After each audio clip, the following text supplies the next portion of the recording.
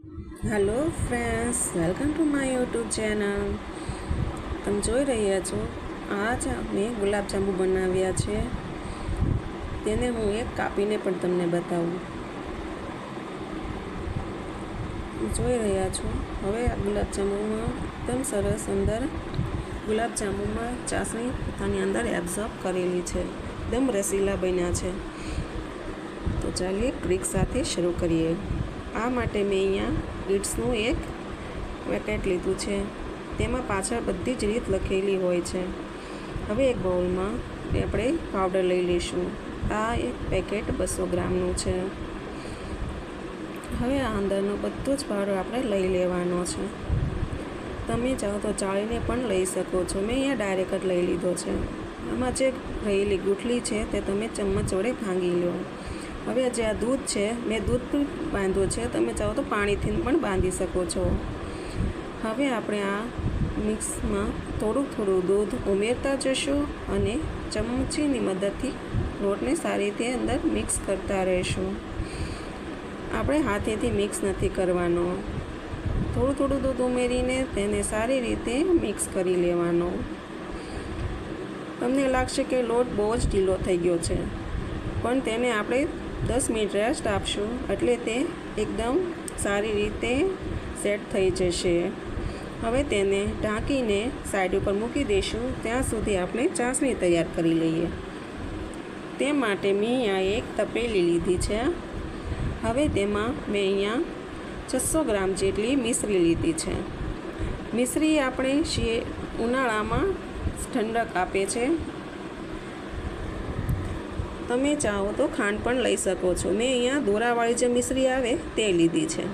તેને મેં ટુકડા કરીને લઈ લીધી છે. હવે તેમાં આપણે પાણી ઉમેરશું. અહીંયા મેં 700 મિલી જેટલું પાણી લીધું છે. તે આપણે અંદર ઉમેરશું.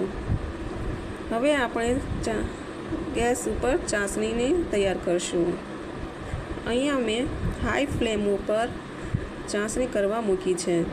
જ્યાં સુધી મિશ્રી ન ઓગળે ત્યાં સુધી હાઈ ફ્લેમ ઉપર તેને ઓગાળવી. હવે તમે જોઈ રહ્યા છો કે ચાસણી સારી રીતે ઓગળી ગઈ છે. જે દોરાવાળી મિશ્રી આવે તેના દોરા મેં અહીંયા ફોગની મદદથી લઈ લીધા છે. હવે આપણે તેને ઓગળી ગઈ છે તેને હવે 5 મિનિટ મીડિયમ ફ્લેમ ઉપર તેને દઈશું.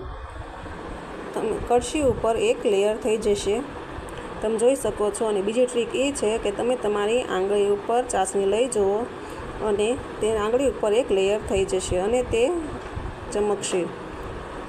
જોઈ રહ્યા છો તમે. હવે આપણે ચાસણી તૈયાર થઈ ગઈ છે. હવે તેને ઢાંકીને આપણે સાઈડ ઉપર મૂકી દઈશું. જે 50% ઠંડી કરી લઈશું. હવે આપણે જે લોટ હતો તે આપણે ચેક કરી લઈએ. તમે જોઈ રહ્યા છો દૂધ બધું જ એબ્ઝોર્બ કરી લીધું છે. તેને એક પ્લેટમાં કાઢી લઈશું અને હવે હાથથી તેને સારી રીતે મિક્સ કરી લઈશું. બીજી વાતનું ધ્યાન એ રાખવાનું છે કે લોટ બાંધતી વખતે તમારે એકદમ તેનો સોફ્ટ ડો બનાવવાનો છે. અગર હાર્ડ ડો હશે તો તમારી ગોળી બનાવતી વખતે અંદર ક્રેક થશે અને તળવામાં તે ફાટી જશે. મારો આ પરફેક્ટ આ લોટ છે. તો તમે હવે જોઈ રહ્યા છો એકદમ સોફ્ટ ડો છે. તો મારે આ પ્રેસ કરવું નથી પડતું. મારે આ બંને જે ગોળો સરસ થઈ રહી છે, એક પણ ક્રેક નથી આવી. અગર તમારે આવે તો તમે 2 ચમચી દૂધ ઉમેરીને પણ મિક્સ કરી લેજો અને પછી બનાવજો. આવી રીતે હું થોડાક બોલ્સ બનાવી લઈશ. તમે જોઈ રહ્યા છો. હવે એને ઢાંકી દેવાનું, ત્યાંથી એ સુકાય નહીં. હવે મેં પહેલાં તેલ ગરમ કરીને રાખ્યું છે. તેલનું ટેમ્પરેચર આપણે એવું રાખવાનું છે. તમે જોઈ શકો છો મેં એક ગોળી મૂકી છે. તેના પર નાના બબલ્સ આવે, બસ એટલું જ આપણે ગરમ હોવું જોઈએ. હવે બનાવ્યા બધા જ બોલ્સ મેં અંદર ઉમેર્યા છે. તેને ચારાની મદદથી હલાવવું તેલને. આ ટ્રીક કરવાથી નીચે બોલ્સ ચોંટશે નહીં અને સારી રીતે તળાશે. આવી રીતે કરવાથી ગુલાબજાંબુમાં ચારે ઓર એક ઇવન કલર આવશે. તમે જોઈ રહ્યા છો હવે આ ગુલાબજાંબુનો ઇવન કલર આવી ગયો છે. હવે તેને આપણે એક ઠંડી 50% ઠંડી અને 50% ગરમ એવી હોવી જોઈએ. એકદમ ઠંડી ચાસણી ન હોવી જોઈએ.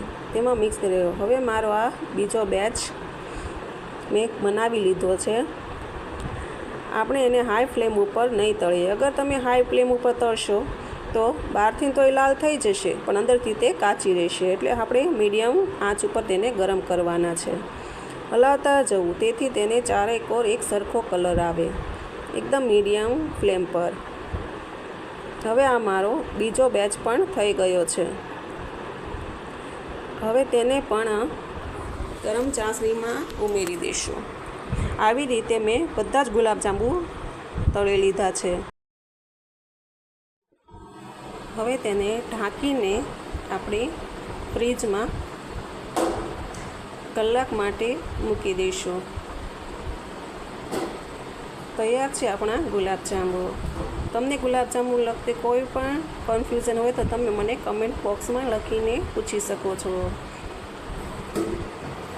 Thank you for watching.